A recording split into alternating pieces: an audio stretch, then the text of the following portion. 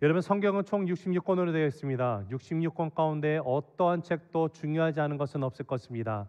모두가 다 중요하고 정말 저에게 정말 하나님의 말씀을 알려주는 귀한 서신들입니다. 하지만 이 사도행전 말씀만큼은 성령 하나님께서 아주 역동적으로 그 초대교회 당시에 첫 교회에 있는 성도들이 어떻게 교제를 이루게 되었는지, 그리고 하나님 아버지의 뜻을 밝혀주신 말씀이기 때문에 저는 이번 기회를 통해서 우리 새세명교회 성도님들과 함께 사도행전 강해를 하려고 합니다. 우리가 사도행전 말씀을 보고 나갈 때 정말 여기서 살아 역사하시는 그 성령 하나님의 역사하심이 저와 여러분의 인생 가운데, 그리고 우리 새세명교회 공동체 가운데 정말 동일한 역사가 일어나기를 간절히 바랍니다. 특별히 2000년 전에 성령 하나님이 성도들을 통해서 또 교회를 통해서 어떻게 놀라운 일들을 행하셨는지 우리가 살펴보고 나갈 때요, 그 당시에 행해졌던 그 방식 그대로 성령 하나님이 기적과 이사를, 그리고 은사와 성령 기름 부으심을 우리 삶 가운데 동일하게 부어주시기를 함께 소망하길 원합니다. 또 한층 더 나아가서 우리가 새 사도행전을 보면 정말 다양한 인물들이 나오는 것을 보게 됩니다. 우리가 이 말씀을 통해서 도전을 받고 나갈 때 무엇보다도 우리 새생명 공동체 가운데 초대교회가 세워지고 하나님의 나라가 곳곳에 확장되는 역사, 하나님의 나라가 이 땅 가운데 실현되는 역사가 그 일어나는 데 있어서 쓰임받았던 수많은 인물들, 사도 베드로, 사도 요한, 사도 바울, 또 빌립과 스데반 집사와 같은 놀라운 하나님의 일꾼들이 우리 새생명 공동체 안에서 우후죽순 일어나게 되기를 간절히 주님의 이름으로 기도합니다. 자, 오늘 우리가 그 첫 시간으로 사도행전의 배경을 한번 살펴보면서 말씀을 시작하려고 합니다. 자, 우리가 1절, 2절을 먼저 읽어보면은요, 이 사도행전의 수신자가 누군지에 대해서 우리가 알려주고 있는데 한 목소리를 함께 읽어보도록 하겠습니다. 시작. 데오빌로여, 내가 먼저 쓴 글에는 물은 예수께서 행하시며 가르치시기를 시작하신부터 그가 택하신 사도들에게 성령으로 명하신 승천하신 날까지의 일을 기록하였노라. 여러분, 지금 이 사도행전의 수신자가 누구라고 나와 있습니까? 1절에 보니까 데오빌로여라고 나와 있습니다. 자, 그런데 1절에 데오빌로가 수신자인데 이것이 이 서신을 쓴 저자가 누군지는 아직 나와 있지 않지만 여기서 데오빌로에게 처음으로 보내는 편지일까요? 아니면 두 번째로 보내는 편지일까요? 먼저 쓴 글이 있다는 것을 말하고 있는 것을 추론했을 때 사도행전 전에 다른 서신을 하나 써서 보냈음을 우리가 알 수 있습니다. 자, 그러면 이 사도행전을 쓴 그 저자가 데오빌로에게 또 다른 서신을 써서 보냈음을 우리가 알게 되는데 과연 사도행전의 저자는 누구일까요? 네, 누가가 맞습니다. 자, 그것을 알 수 있는 것은요, 우리가 누가복음 1장 1절에서 4절까지의 말씀 한번 같이 읽어보도록 하겠습니다. 시작. 우리 중에 이루어진 사실에 대하여 처음부터 목격자와 말씀의 일꾼된 자들이 전하여 준 그대로 내력을 저술하려고 붓을 든 사람이 많은지라. 그 모든 일을 근원부터 자세히 미루어 살핀 나도 데오빌로 각하에게 차례대로 써 보내는 것이 좋은 줄 알았노니 이는 각하가 알고 있는 바를 더 확실하게 하려 함이로다.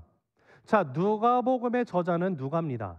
그런데 누가가 이 누가복음의 그 서신을 쓰면서 누구를 위해서 썼는가 봤더니 바로 사도행전 1장 1절에 나와 있는 동일한 인물인 데오빌로에게 써서 주었음을 우리가 알게 됩니다. 누가복음과 사도행전 둘 다 동일한 수신자가 있다라는 것이죠. 자, 그럼 이 데오빌로가 누군가를 생각해 보면은요, 로마의 고위 관직이 있었던 사람으로 추정이 됩니다. 그리고 누가복음 1장 4절에서 말하는 것처럼 이는 각하가 알고 있는 바를 더 확실하게 하려 함이로다라고 표현한 것을 추론을 해보면 아마도 예수님을 이미 알고 있었던, 어쩌면 예수님을 믿고 있었던 사람이다라고 우리가 추측을 할 수 있습니다. 자, 우리가 성경책의 신약으로 가서요, 신약에 처음에 딱 피면 첫 네 서신이 나오죠. 마태, 마가, 누가, 요한복음, 사복음서라고 가리키는데 이 첫 네 그 복음서들, 사복음서를 보면 그 쓰여진 목적이 무엇인가 보면 동일하게 이 땅에 오신 성자 예수님에 대해서 그분께서 행하신 그 일에 대해서 기록해 주고 있음을 우리가 보게 된다고 하면은요, 사도행전이 다섯 번째 서신으로 그 신약 성경에 자리하고 있는데 사도행전에 쓰여져 있는 목적은 초기에 크리스찬들과 교회들이 어떻게 성령 하나님께 붙들림을 받아서 하나님의 역사하신 가운데 사용되어져 왔는지를 우리들에게 알려주고 있는 서신이라는 사실입니다.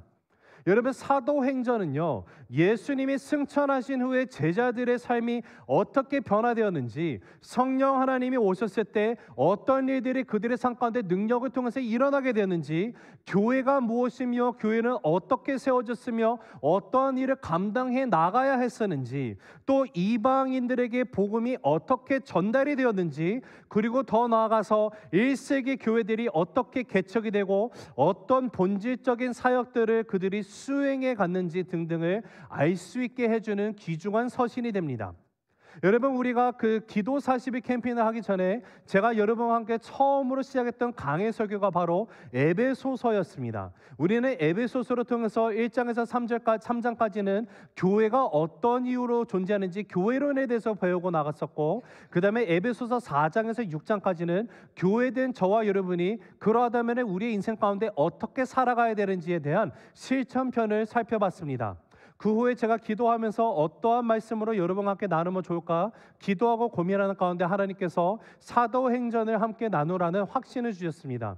우리는 에베소서에서 배웠던 교회론에 관한 것을 이제는 사도행전에서 정말로 그 초대교회 1세기의 성도들이 어떻게 그 말씀대로 살아갔을 때 어떠한 영향력과 능력을 발휘하며 로마 제국 전체를 변화시키는 그런 능력 가운데 쓰임받게 됐는지를 우리가 함께 살펴보며 나갈 때 21세기 마지막 세기를 살아가는 저와 여러분의 인생 가운데 우리 새생명교회 또한 그렇게 쓰임받는 교회가 되기를 함께 꿈을 꾸며 나가게 되길 간절히 바랍니다. 여러분, 우리가 사도행전이라고 부르는 이 서신이 재미있는 사실은 다른 별명이 붙어 있는 서신입니다. 혹시 사도행전의 별명이 뭔지 혹시 아시는 분 계실까요? 사도행전을 다르게 말하면 성령행전이라고 부를 수도 있습니다. 여러분, 솔직히 엄밀히 따져서 사도행전, 사도들이 어떠한 삶을 살아가는지 그 행함의 모든 것을 기록한 사도행전인데, 사도행전에 등장하는 예수님과 공생의 사역 그 3년 동안 함께했던 사도들 가운데 정확하게 드러나고 이렇게 좀 비중을 차지하고 있는 사도들은요 몇 되지 않습니다. 사도 베드로, 사도 요한이 좀 더 비중이 있게 나오고요. 나중에 예루살렘 공의회가 일어났을 때 뭐 야고보가 있고 하지만 다른 사도들은 언급이 되질 않습니다.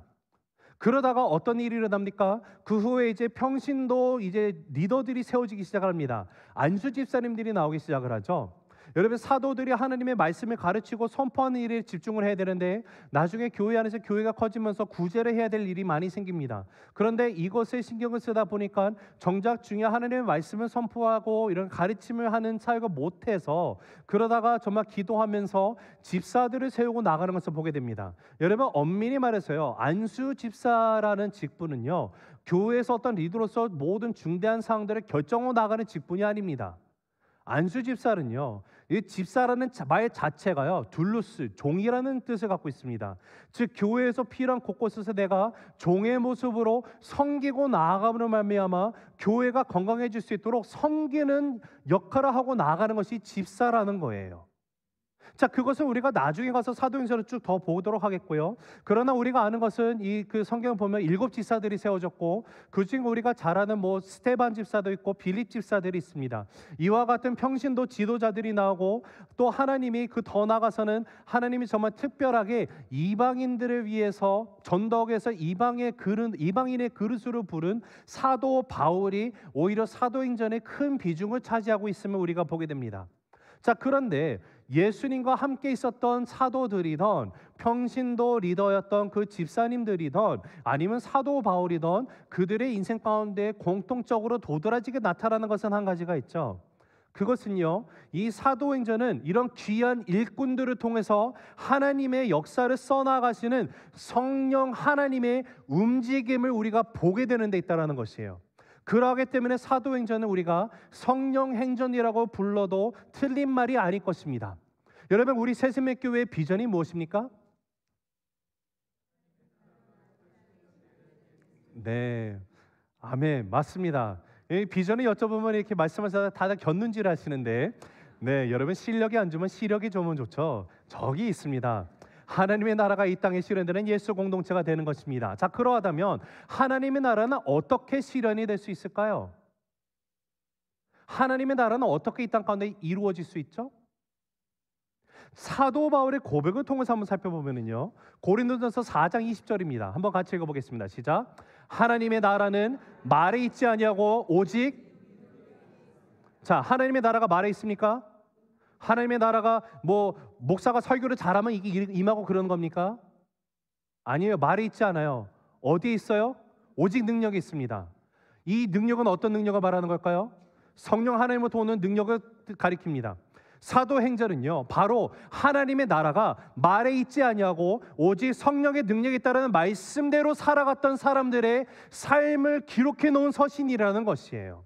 자, 오늘 키포인트를 여러분과 나누면 이렇습니다. 우리 한번 화면을 보시면서 같이 한번 읽어보겠습니다. 시작. 성령님이 주시는 능력으로 살아갈 때 하나님의 나라가 내 삶 가운데 실현되는 인생으로 변화됩니다. 한 번 더 읽습니다. 시작. 성령님이 주시는 능력으로 살아갈 때 하나님의 나라가 내 삶 가운데 실현되는 인생으로 변화됩니다. 자, 이제 오늘 저와 여러분도 함께 사도행전을 보면서 하나님의 나라가 이 땅 가운데, 하나님의 나라가 우리의 인생 가운데 성령 하나님이 허락해 주시는 능력으로 우리가 살아갈 수 있게 됨을, 우리가 오늘 이 말씀을 통해서 새 힘을 받게 되기를 간절히 바랍니다. 그로 인해서 주님의 사람들로 살아갈 수 있는 우리 새세맥교회 모든 성도님들 한 분 한 분 되시기를 주님의 이름으로 간절히 축복하며 기도합니다. 자, 그러하다면은요, 성령의 능력을 받았을 때, 성령의 능력으로 받음으로 인해서 그 능력으로 살아갈 때 변화된 인생이 될 수 있다는 사실을 우리가 보게 되는데요, 그러하기 위해서는 우리가 어떻게 해야 될지 오늘 주어진 본문 가운데 예수님이 사도 그 제자들에게 하신 세 가지 명령들을 우리가 살펴보면서 한번 답을 찾아보도록 하겠습니다. 첫째, 예루살렘을 떠나지 말라고 예수님이 명령을 하셨습니다. 한번 같이 읽습니다. 시작. 예루살렘을 떠나지 말라. 한 번 더 읽습니다. 시작. 자, 4절 말씀 읽습니다. 시작. 사도와 함께 모이사 그들에게 분부하여 이르시되 예루살렘을 떠나지 말고 내게서 들은 바 아버지께서 약속하신 것을 기다리라. 자, 여러분 한번 생각해 볼게요. 대부분의 경우, 여러분 어떤지 모르겠지만 적어도 저는요, 인생 가운데 어떤 극심한 어려움과 고통이 있었던 순간들을 떠올리라고 하면은 생각이 납니다. 근데 그런 어려움의 레벨에 따라서 다르겠지만 정말로 나를 정말 죽을 만큼 힘들게 했던 장소고 나를 실패와 좌절을 느끼게 했던 장소면요, 그곳에 다시 가고 싶은 마음이 솔직히 없습니다. 아마 대부분의 사람들이 동일할 거라 생각이 듭니다. 거들떠 보고도 쉽지 않습니다. 왜냐? 이 장소로 가면 나의 실패, 나의 상처, 나의 슬픔, 나의 고통이 다시 묵상이 되기 때문에 그렇죠. 어떻게 보면 사람들이 갖고 있는 어떻게 보면 우리의 그 자연스러운 그런 반응이라 생각이 됩니다. 자, 그러하다면 한번 생각해 볼게요. 지금 예수님께서 제자들에게 분명히 오늘 기다리라고 하시는 그 약속을 보고 여기에 보면 예루살렘을 떠나지 말라는 약속을 주시고요, 그 다음에 어떤 일이 날 것인지에서 말씀해 주시는데 제일 먼저 명령이 여기를 떠나지 말라고 합니다. 어디를요? 예루살렘을요. 자, 그러면 제자들에게 있어서 예루살렘은 어떠한 곳일까요? 여러분, 제자들에게 있어서 예루살렘은 고통과 아픔의 장소입니다. 예루살렘에 처음 그들이 입성을 할 때 예수님께서 당나귀를 타시고 6월절에 예수님이 나귀를 타시고요, 예루살렘에 입성할 때는 너무 좋았어요. 왜냐하면 거기에 있는 막 그 유대인들이 나와가지고 그 종려나무, 감사해요. 제가 파운브랜치를 하는데 종려나무를 다 이렇게 깔고요, 옷도 깔고요, 예수님이 타시는 어린 나귀 위에 옷을 깔고 예수님이 앉으시고 이렇게 들어오실 때 사람들이 놀래가지고 호산나 호산나 찬양 부르면서 예수님이 메시아시구나 막 경배하면서 들어갈 때 여러분 생각해 보세요. 여러분이 예수님을 에스코트하면서 옆에 들어가면 우쭐하지 않을까요? 야, 역시 이제 우리 내 주, 야, 역시 이제 예수님이 이제 뭐 가서 야, 이제 내가 곧 있으면 이제 한몫하겠구나. 내가 뭐 교육부 장관하고 예수님 왕만 되면 막 이런 소망 갖고 왔어요. 소망의 장소였었습니다. 그런데 그 소망이 오래가지 못했죠. 그 소망의 절망으로 바뀌어버린 장소가 예루살렘이에요. 예수님의 십자가 사건이 일어납니다. 예수님이 십자가 못 박히시면서 그들이 가지고 있었던 소망 또한 똑같이 못에 박히며 절망으로 바뀐 장소가 바로 예루살렘이에요. 그뿐이 아닙니다. 여러분, 마가복음 14장에 가면은요, 예수님이 로마 병정에서 체포되는 장면이 나오는데, 체포됐을 때 제자들이 어떻게 했는지 마가는요, 마가복음 14장 50절에 우리에게 이렇게 알려줍니다. 같이 읽어봅니다. 시작. 제자들이 다 예수를 버리고 도망하니라.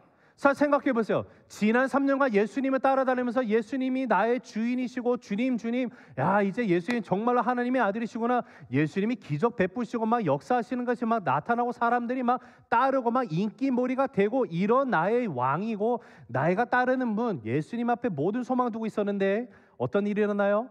어려운 상황이 딱 발생하니까 예수님 내팽개치고요, 36개 주랭랑을 칩니다. 예루살렘이에요, 이것이. 자, 그뿐일까요? 마태복음 26장에 가면 베드로가 나오죠. 여러분, 베드로가 어떤 사람이었습니까? 예수님한테 내가 맹세하건대 절대로 예수님 부인할 일 없습니다. 예수님 내가 죽을 때까지 따라갈 거고요, 다들 도망가도 나는 주님 절대 부인 안 해요 했던 사람이 어떻게 합니까? 어려움이 닥치자, 자, 함께 읽습니다. 시작. 베드로가 맹세하고 또 부인하여 이르되 나는 그 사람을 알지 못하노라 하더라. 여러분, 정작 일이 벌어지니까요, 예수를 모른다라고 한 번뿐만 아니라 3번이나 부인한 곳이 바로 예루살렘이에요. 자, 그러니까 생각해 보면 제자들에게 있어서 예루살렘이라는 곳은요, 기억하고조차 싫은 그런 곳입니다. 그런데 지금 예수님께서는요, 내가 기억조차 하고 싶지 않은 나에게 실패와 좌절과 절망과 부끄러움을 안겨준 이런 장소인 예루살렘에 나보고 떠나지 말라고 명령하고 계시는 거예요. 이게 어떤 뜻일까요? 비록 절망이 있었지만, 비록 인생의 부끄러움과 안타까움이 생긴 장소지만, 그리고 앞으로 너희가 이곳에서 당할 핍박이 너희를 기다리고 있는 장소이지만, 예수님은요, 예루살렘에 너희가 떠나지 말고 머물라라고 말씀하셨습니다. 실패와 좌절, 약속도 지키지 못하고 내가 정말 패배자구나, 이러한 것을 안겨준 그 장소 가운데 머물라고 하시는 거예요. 왜요? 하나님께서 계획하신 놀라운 일이 일어나는 곳이 다른 곳이 아니라 바로 예루살렘이기 때문에 그랬습니다. 자, 근데 여기서 우리가 정확하게 이거 짚고 넘어가야 될 게 하나 있어요. 예루살렘이 중요한 이유는요, 예루살렘이 거룩한 도성으로 불리는 장소이기 때문이 아닙니다. 그 예루살렘에서 하나님이 약속을 이루어 주실 것이라고 하나님이 정하셨기 때문에 중요한 거지, 예루살렘이라는 자체가 중요하다고 말할 수 없어요. 하나님이 이 약속이 있는 그 땅이라면요, 절대로 떠나지 말라고 하는 주님의 말씀이 계신 거예요. 그리고 사도들은요, 바로 그곳에서 예루살렘에서 지금까지 한 번도 그들의 인생 가운데 경험해보지 못했던 삶의 변화를 경험하게 되는 장소로 변화되는 곳이 예루살렘이라는 곳이에요. 여러분, 우리의 인생 가운데, 여러분의 삶 가운데 겪게 되는 고통과 어려움 속에서도요, 하나님의 분명한 뜻이 있음을 여러분이 바라볼 수 있게 되기를 원합니다. 고통의 시간이 올 수 있어요. 더러는 내가 창피하고 부끄럽기 때문에 내가 더 이상 이곳에 머물고 싶지도 않고요, 최대한 여기서는 멀리 떠나고 싶은 그런 상황이나 환경이 있을 수 있으나 분명히 있습니다. 여러분, 그러나 그런 상황 때문에 피하지 마시기 바랍니다. 도망치지 마십시오. 비록 절망이 있는다 할지라도, 비록 핍박이 있고 어려움이 있는다 할지라도 하나님의 약속이 그곳에 있다면 여러분, 그곳을 떠나지 말고 그곳에 머물게 되시기 바랍니다. 왜요? 하나님의 약속이 있는 그곳에서 하나님은요, 하나님의 새로운 일을 시작하시기 때문에 그렇습니다. 여러분, 우리가 살아가는 세상은요, 문제를 만나면 문제를 피하라고 합니다. 도망가라고 합니다. 그러나 성경은 그렇게 이야기하지 않습니다. 성령의 역사는요, 바로 하나님의 약속이 있었던 예루살렘에서 시작이 된 것이에요. 절망을 경험한 곳, 인간적인 부끄러움, 아픔, 고통, 좌절, 이것을 느낀 바로 그곳에서 제자들이 새로운 사람으로 변화가 되고 말았습니다. 갈릴리 호수에서 보잘것없는 어부들이었어요. 그 보잘것없는 어부들이 세상을 변화시키는 하나님의 사도가 되어졌듯이 주님이 있으시라고 하는 주님의 약속이 있는 그곳에 온전히 머물 수 있게 되는 저와 여러분, 우리 새생명 가족 모두가 되기를 간절히 바랍니다. 그럴 때 우리의 삶을 통해서 또한 이 땅 가운데 이 땅이 변화가 되는 그 놀라운 시작이 저와 여러분의 인생을 통해서 시작이 되는 줄로 믿으시기 바랍니다. 여러분, 성령의 능력을 받아서 변화되는 삶, 그 삶이 되기 위해서 예수님이 주신 명령 두 번째는 무엇입니까? 바로 아버지의 약속을 기다리라고 하십니다. 같이 읽습니다. 시작. 아버지의 약속을 기다리라. 한 번 더 읽습니다. 시작. 아버지의 약속을 기다리라. 자, 4절 다시 한번 읽습니다. 시작. 사도와 함께 모이사 그들에게 분부하여 이르시되 예루살렘에 떠나지 말고 내게서 들은 바 아버지께서 약속하신 것을 기다리라. 자, 여러분, 첫 번째는요, 나에게 패배, 좌절, 쳐다보기도 싫은 그 장소인 예루살렘을 떠나지 말라고 명령을 하셨고, 그 다음에는 기다리라고 하시는데 무엇을 기다리라고요? 아버지의 약속하신 것을 기다리라고 합니다. 여러분, 생각해 보면요, 기다림이라는 것은 결코 쉽지 않아요. 정말 힘든 일입니다. 제가 오늘 말씀을 준비하면서 타이틀을 어떻게 되는가 정해달까 막 고민하다가 기다림의 미학이라고 적어놨습니다. 여러분, 우리는 기다려야만 합니다. 근데 문제는요, 우리가 살아가고 있는 이 21세기라는 이 시대가요, 우리로 하여금 더욱더 기다리는 것을 더욱더 힘들게 만든 시대가 되어버렸습니다. 과학의 발달함으로 인해서 우리는 기다림보다는 편리함을 찾고 나아가는 세대가 됐어요. 인내라는 것을 찾아보기가 어렵습니다. 얼마나 어려운지, 여러분, 스피드라는 책이 있습니다. 그 책을 보면은요, 미국에 설치되어 있는 엘리베이터에 관한 이야기를 하는 것을 보게 되는데 이렇게 말합니다.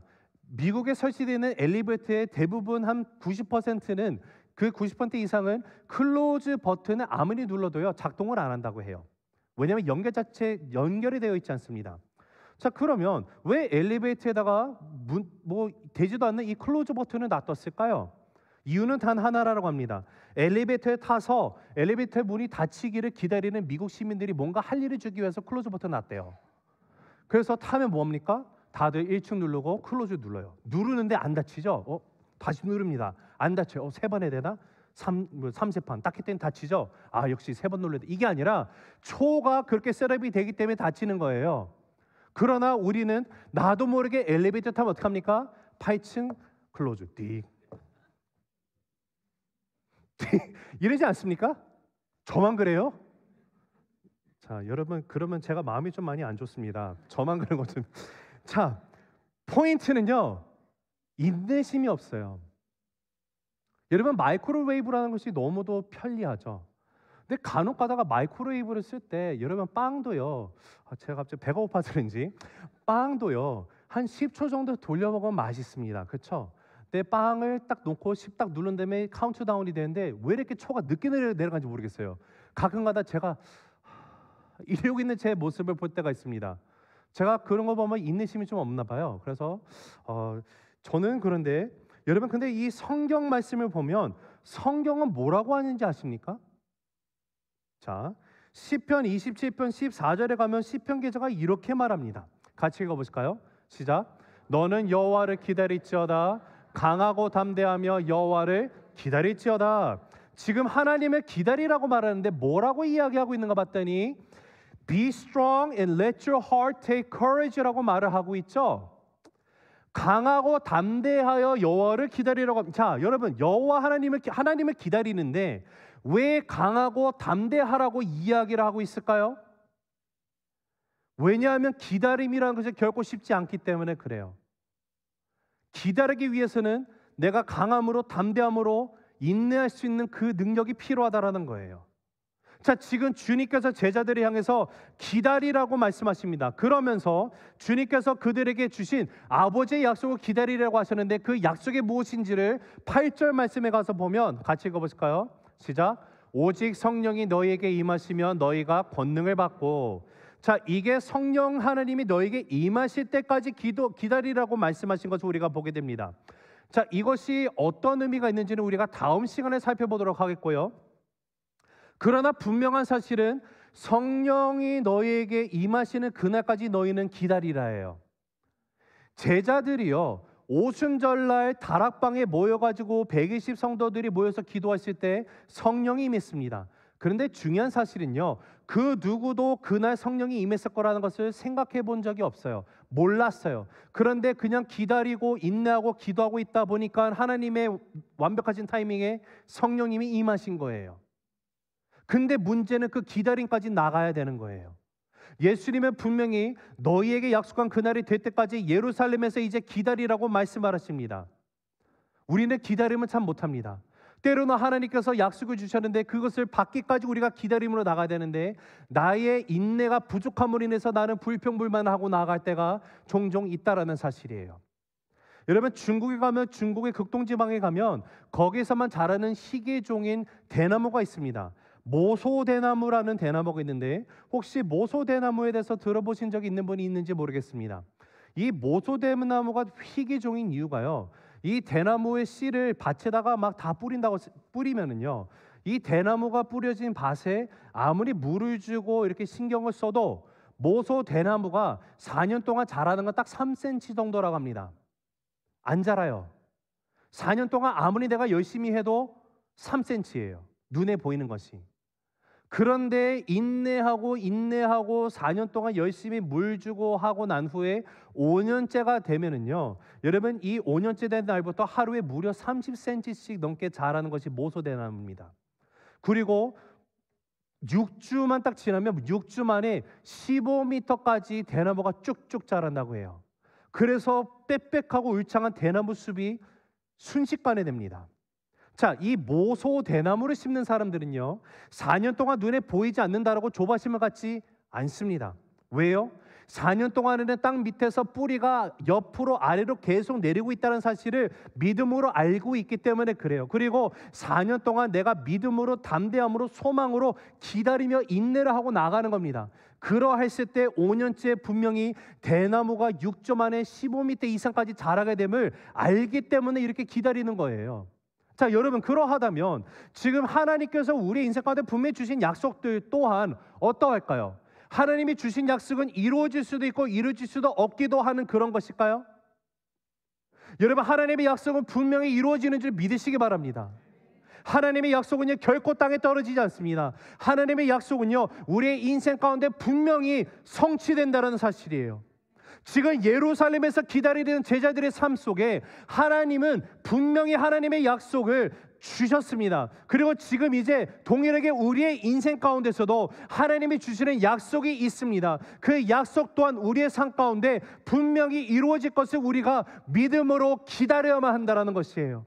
여러분, 우리는 기다려야만 합니다. 인내해야 돼요. 소망을 가지고 담대함으로 기다릴 수 있어야만 합니다. 여러분, 내 주위의 환경이 변하지 않는다 할지라도 인내하시기 바랍니다. 내 눈에 지금 당장 보이는 게 3cm밖에 없어요. 변할 기미가 보이잖아요. 그래도 인내하시기 바랍니다. 여러분, 그 기다림을 통해서 나갔던 이 사도들은요, 무시받던 갈릴리 어부들이었어요. 물고기나 잡는 사람, 이 어부들이 나중에 세상을 바꾸는 하나님의 사도로서 새로운 인생이 시작되었듯이 하나님 또한 저와 여러분에게 새로운 인생의 시작을 분명히 허락해 주셨음을 믿고 기다리시기 바랍니다. 포기하지 마십시오. 조바심 갖지 마세요. 내 눈에 보여지지 않는다? 아닙니다. 하나님은요, 모소라는 대나무처럼 땅속에서 하나님의 때를 온전히 기다리며 모든 일을 이미 준비하고 계시는 거예요. 하나님이 모든 밑작업을 다 하고 계시는 거예요. 그리고 하나님의 때에 하나님이 큐를 딱 주면 바로 하나님이 행하십니다. 하나님이 행하시면요, 모소 대나무가 6조 만에 쭉쭉 자라는 것처럼, 아니 그것보다도 더 빠르게 하나님의 엄청난 일을 여러분의 삶 가운데서 새로운 시작을 허락해 주시면 우리가 믿고 나가기 원합니다. 여러분, 포기하지 마세요. 기다리시기 바랍니다. 하나님이 나에게 주신 약속들이 무엇인지, 우리의 삶 가운데 그 약속은 분명히 이루어질 것이에요. 조금만 더 기다리면 돼요. 조금만 더 기다리시기 바랍니다. 여러분, 성령의 능력이 나의 삶 가운데 임해서 나의 삶이 변화가 되는 그 삶, 주님이 주시는 세 번째 명령이 무엇인가 보니까 너희가 알 바가 아니라고 하십니다. 같이 읽습니다. 시작. 너희가 알 바 아니다. 한 번 더 읽습니다. 자, 우리 7절 말씀을 읽습니다. 시작. 이르시되 때와 시기는 아버지께서 자기의 권한에 두셨으니 너희가 알 바 아니요. 자, 여러분, 3년이라는 세월을 제자들이 예수님과 함께 보냈습니다. 하나님의 나라에 대해선 예수님이 정말로 제자들의 귀에 못이 박히도록 그들에게 가르치시고 제자들이 보고 배웠습니다. 경험했습니다. 여러분, 예수님이 사역을 처음 시작하실 때 제일 먼저 첫 번째로 선포했던 말씀이 뭐였죠? 뭐에 관한 것이었습니까? 하나님의 나라였어요. 자, 마가복음 1장 15절 한번 보시면 읽습니다. 시작. 이르시되 때가 찼고 하나님의 나라가 가까이 왔으니 회개하고 복음을 믿으라 하시더라. 자, 예수님은 처음에 시작하시면서 전했던 메시지가 하나님의 나라입니다. 하나님의 나라를 이 땅에 오셔서 가장 먼저 전하셨고요. 살아가시는 동안에 십자가 그 순간까지도 전하셨던 것도 하나님의 나라고요. 그 다음에 하나님의 나라에 대해서 제자들에게 수없이 가르치시고 부활하신 후에도 하나님의 나라에 대해서 말씀하신 예수님이었어요. 자, 그런데 지금 제자들이 예수님이 그렇게 말씀을 하셨음에도 불구하고 어떤 질문을 하고 있는지를 우리가 한번 살펴보면 6절 한번 읽어봅니다. 시작. 그들이 모였을 때 예수께 여쭈어 이르되 주께서 이스라엘 나라를 회복하심이 이때니까 하니. 여러분, 이것이 지금 어떤 상황인지 아십니까? 예수님이 십자가에 죽으시고요, 부활하셨어요. 부활하신 예수님이 바로 하늘로 승천을 하셔도 됐을 텐데 왜 예수님을 하늘로 승천하지 아니하시고 제자들과 40일간 함께 계셨을까요? 이 질문에 대한 답을 우리가 본문 가운데 3절에서 찾아보게 되는데 3절 같이 한번 읽어봅니다. 시작. 그가 고난받으신 후에 또한 그들에게 확실한 많은 증거로 친히 살아계심을 나타내사 40일 동안 그들에게 보이시며 하나님 나라의 일을 말씀하시니라. 여러분, 십자가에 달리시고 부활하신 후에 40일 동안 제자들과 함께 하신 이유가 뭐라고 써 있습니까? 제자들에게 하나님의 나라를 말씀하시기 위해서라는 거예요. 즉 예수님은요, 부활하신 후에도 40일이라는 짧은 시간, 한정된 제한된 시간 가운데 제자들에게 하실 수 있는 많은 말들 가운데 가장 중요한 것을 말씀하시는데 그것이 하나님의 나라였어요. 자, 이 모든 것을 제자들에게 그렇게 얘기하시고 난 다음에 예수님이 자, 이제 제자들 알겠지? 이제는 내가 시간이 돼서 이제 가야만 해. 그리고 예수님이 승천을 하시려고 하는 찰나에 제자들이 지금 마지막 순간까지 예수님에게 묻는 질문이 뭐라고요? 예수님, 이스라엘 나라를 회복하실 때가 지금입니까? 라는 질문을 합니다. 아마 이 말씀을 우리가 읽으면서 이게 무슨 큰 문제라도 되나? 라는 생각을 할 수 있지만 여러분, 이것이 얼마나 실망스러운 상황인지를 우리가 묵상을 해봐야 됩니다. 자, 아까도 말씀드렸지만 예수님은 지난 3년 동안 제자들에게 누누이 가르치시고 말씀하신 것은 하나님의 나라였어요. 예수님이 이 땅에 오신 목적도 하나님의 나라입니다. 예수님의 죽음을 통해서 결국 이루신 것도 하나님의 나라였어요. 심지어 부활 후에도 40일 동안에 제자들에게 누누이 강조하신 것은 딱 하나예요. 하나님의 나라예요. 그런데 그 마지막 순간에도 제자들은 지금 관심이 어디가 있습니까? 예수님, 이스라엘 나라를 회복하시고 이제 내가 한 몫을 하게 되는 때가 이제 된 겁니까? 라는 질문을 하는 거예요. 이것을 사자성어로 동상이몽이라고 부르죠. 여러분, 마가복음 10장을 보면은요, 동일한 관심사를 갖고 있었던 제자의 모습을 우리가 살펴보게 되는데, 여러분, 세베대의 아들 야고보와 요한 이야기가 나옵니다. 근데 세베대와 요한이 갑자기 예수님한테 가서 로비를 합니다. 인사청탁을 하는 것이 성경에 나와요. 자, 마가복음 10장 35에서 37절 읽습니다. 시작. 세베대의 아들 야고보와 요한이 주께 나와 여짜오되 선생님이여, 무엇이든지 우리가 구하는 바를 우리에게 하여 주시기를 원하옵나이다. 이르시되 너희에게 무엇을 하여 주기를 원하느냐? 여짜오되 주의 영광 중에서 우리를 하나는 주의 우편에 하나는 좌편에 앉게 하여 주옵소서. 주님, 이스라엘 나라가 회복되는 날에 우리 잊으시면 안 돼요. 내가 총리할게요. 국무총리하고요. 나는 그러면 국방부 장관 시켜주시고 교육부 장관 이런 거 시켜주셔야 돼요. 이러고 있는 상황이에요. 그게 세베대 아들 야고보와 요한입니다. 뭘 내가 갖고 예수님한테 이렇게 말해요. 자, 그러면 이 야고보와 요한만 그랬을까요? 아니면 나머지 제자들 10명은 어땠을까요? 동일합니다. 자, 41절 한번 읽어볼게요. 시작. 10제자가 듣고 야고보와 요한에 대하여 화를 내거든. 지금 이 야고보와 요한 얘기를 들었어요. 그랬더니 10명들이 들었지. 전 뭐야 쟤네. 왜 지네 맘대로 좌표운편하겠다는 거야? 막 싸움이 일어나려는 거예요. 서로도 한 자리 하려고 싸우고 있는 제자들이 향해서 예수님이요, 그들을 타이르듯이 예수님이 이 땅에 오신 목적이 무엇인지를 다시 한번 말씀해 주시는 것이 45절입니다. 읽습니다. 시작. 인자가 온 것은 섬김을 받으려 함이 아니라 도리어 섬기려 하고 자기의 목숨을 많은 사람의 대속물로 주려 함이니라. 즉 세상의 권력을 입어서 내가 왕이 되고 높여지려고 내가 온 것이 아니야. 이 세상의 모든 죄를 지고 십자가 위에 죽기 위해서 내가 온 것이야. 이것이 예수님이 오신 목적이라는 것이에요. 그리고 이 모든 여정을 지금 예수님이 다 마치셨습니다. 십자가 죽으시고 부활하셨어요. 이 모든 과정이 마쳐진 시점에서 모든 사역을 마치시고 이제는 원래 본연의 모습으로 돌아가시기 위해서 복귀하시기 위해서 승천을 하는 순간 제자들은 동상이몽이에요. 주님, 드디어 이스라엘 나라가 회복되는 겁니까? 주님, 이제 나도 이제 출세할 수 있겠네요. 더 이상 어부가 아니라 주님의 나라 가운데 한몫할 수 있는 뭐 장군이 되고 이런 거죠. 지금 이 모습을 봐서 우리가 깨닫게 되는 것은요, 지금 제자들은요, 제자들의 기대와 꿈이 있는데 엉뚱한 데 꿈을 갖고 있다는 사실입니다. 사랑하는 성도 여러분, 오늘 이 말씀을 통해서 우리가 발견하게 되는 세 번째 예수님의 명령 가운데 발견되는 사실은요, 하나님의 꿈이 있고 제자들의 꿈이 있었다라는 거예요. 너희가 알 바 아니다라는 이 표현이 어떤 뜻인가 생각해 보면요, 여러분 오늘 우리도 마찬가지입니다. 우리를 향한 하나님의 꿈이 있고요, 저와 여러분들 개인적으로 갖고 있는 나의 꿈이 있습니다. 자, 이 두 가지가 함께 같이 가면 얼마나 좋을까요? 그러나 만일에 하나님의 꿈과 나의 꿈이 다르다면 여러분은 어떻게 하시겠습니까? 오늘 여러분의 꿈이 무엇입니까? 여러분은 무엇을 이루시고자 살아가고 계십니까? 저는 우리 새세명교회 성도님들 여러분의 남겨진 인생의 여정이 얼마인지 알 수가 없습니다. 그러나 제가 정말로 관심을 갖고 함께 기도하고자 하는 것은요, 만약 여러분이 이루고자 하는 모든 꿈을 다 이루었다라고 우리가 한번 가정해 보겠습니다. 모든 것을 다 이루었어요. 그러나 결정적인 순간이 이제 다가오겠죠. 하나님 앞에 심판대 앞에 섰습니다. 그런데 하나님이 기대하셨던 꿈과 상관이 없는 꿈을 여러분이 지금까지 이루고 살아가고 하나님 앞에 섰다면 여러분은 어떻게 하겠습니까?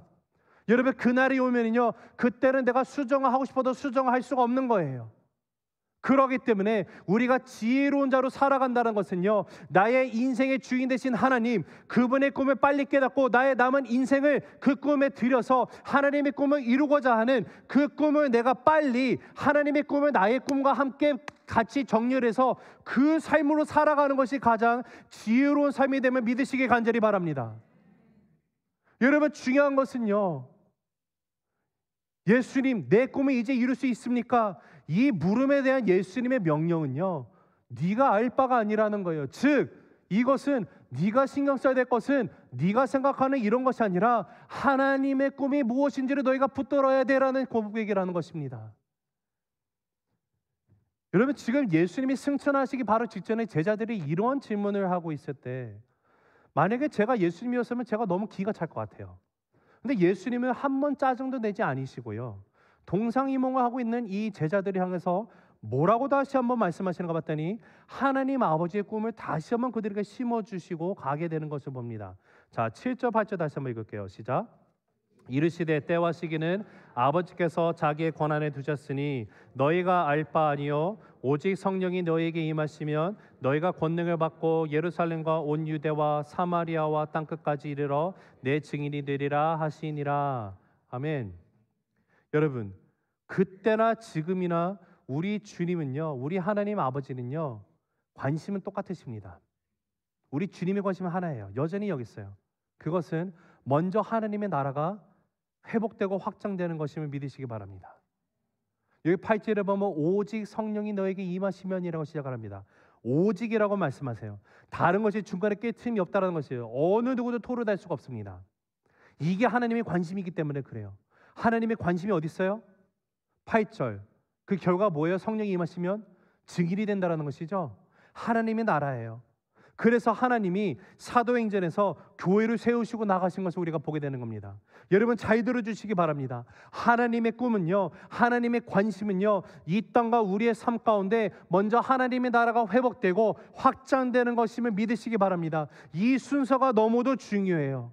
물론 우리가 살아가면서 이 땅 가운데 우리가 겪게 되는 문제, 이스라엘의 회복, 여러분 중요하죠. 그러나 엄밀히 말하면요, 이것은 하나님의 궁극적인 관심사가 아니라는 것입니다. 이 땅의 회복이라는 것은요, 오직 하나님의 나라의 회복이 제대로 이루어졌을 때만 의미가 주어지는 부차적인 회복이라는 것이에요. 그래서 예수님께서 우리에게 주신 그 약속이 무엇입니까? 이 또한 하나님의 꿈이에요. 하나님의 마음이에요. 마태복음 6장 33절 한번 같이 읽어보실까요? 시작. 그런즉 너희는 먼저 그의 나라와 그의 의를 구하라. 그리하면 이 모든 것을 너희에게 어떻게 하신다고요? 더하시리라. 너희 하나님의 나라를 너희의 삶 가운데 가장 먼저 두렴. 하나님의 관심을 너의 삶의 가장 첫 자리에 두라. 내가 너희의 관심에 가장 중요한 것들을 가장 첫 자리에 두고 내가 너희들의 관심을 내가 책임져 주고 싶어. 너희가 이루고자 하는 꿈이 있지, 나도 알아. 그러나 그 꿈을 위해서 살아가지 말고 내 꿈, 나의 아버지의 꿈, 하나님 아버지의 꿈은 너희가 먼저 그의 나라와 그의 의를 간구하고 나가면 하나님 아버지가 너희의 꿈을 책임져 주실 거야. 여러분, 이 말씀을 하시는 거예요. 그런데 우리는 하나님을 믿는다고 고백을 하지만 계속 나의 삶 가운데 관심은 나밖에 없습니다. 내가 잘 되는 것, 내 자녀 잘 되는 것, 내 사업체가 잘 되는 것, 내가 다니고 있는 교회 잘 되는 것, 여러분 전부 나예요. 여러분, 하나님의 뜻이 내 자녀들의 삶 가운데 이루어지기를 원합니다. 하나님의 뜻이 내 직장 가운데 이루어지기 원합니다. 하나님의 뜻이 내 인생 가운데 이루어지기 원합니다. 하나님의 뜻이 내 미래 가운데 이루어지기 원합니다. 하나님의 뜻만이 온전히 이루어지는 나의 가정이 되기 원합니다. 이야기하지 않고요, 하나님, 내 뜻이 더 중요합니다. 주님, 이스라엘의 나라가 회복되는 때가 지금입니까? 하나님, 내가 지금까지 열심히 믿었잖아요. 열심히 예배도 드리고 기도도 하고 헌금도 하고 봉사도 하고 이 모든 것을 하나님, 이제 내 뜻 좀 들어줘야죠. 하나님, 이제 회복되는 거죠. 나는 이것이 더 중요해요 라고 이야기하고 있다고 한다면, 여러분, 하나님이 허락하시는 그 크고 놀라운 새로운 시작은요, 일어날 수가 없다라는 사실이에요. 예수님은 제자들에게 바로 이것을 이야기해 주시는 것입니다. 이제 너희의 관심은 접고 나의 관심에 하나님 아버지의 그 꿈이 너희들의 마음 가운데 담겨져야만 한다. 우리 사랑하는 새생명 가족 여러분, 나의 관심이 예수님의 관심으로 옮겨지게 되기를 간절히 소망합니다. 그러할 때 우리 주님이 약속하신 것처럼 우리가 먼저 하나님의 나라와 의를 간구하고 나가면, 하나님의 나라와 의를 나의 삶 가운데 가장 첫 자리에 두고 나가면은요, 하나님의 관심이 나의 마음 가운데 우선순위로, 최우선순위로 담고 나가면 여러분, 주님께서 나의 관심을 책임져 주심을 믿으시기 바랍니다. 내가 책임지는 것보다 하나님이 책임져 주면요, 그것보다 더 확실한 것이 더 있을까요? 하나님이 해주실 거예요. 여러분, 그 일은요, 우리들이 상상할 수도 없는 크고 놀라운 하나님의 역사로 분명하게 나타나게 될 것입니다. 언제요? 하나님의 꿈이 나의 비전이 됐을 때, 하나님의 꿈이 내 꿈이 될 때, 말씀을 맺습니다. 여러분, 사도행전을 보면은요, 정말 예수님이 그렇게 그들에게 가르쳤던 말씀을 깨닫지도 못했던, 마지막 순간까지 깨닫지 못했던 그 사도 제자들에게 예수님이 그들을 나무라지 아니하시고 끝까지 그들을 붙들고 사용하셨습니다. 여러분, 성령 하나님이 주시는 능력이 있다라는 거예요. 그 성령의 능력이 주어지면, 그 성령의 능력으로 살아가게 되면 저와 여러분을 통해서도 하나님의 나라가 이 땅 가운데 온전히 실현될 줄을 믿으시길 간절히 바랍니다. 여러분의 성령의 능력으로 살아가는 새롭게 되는 변화된 인생이 되기 위해서는 여러분, 힘들다고 어렵다고 피하지 마시기 바랍니다. 떠나지 마세요. 도망치지 마시기 바랍니다. 비록 힘들고 절망이 있는다 할지라도 하나님의 약속이 있는 이곳이라면 머물라고 이야기하시는 그 주님의 음성 가운데 귀를 기울이시기 바랍니다. 여러분, 우리가 신앙생활 하다 보면은요, 이 교회가 아니었는가벼 생각될 수도 있어요.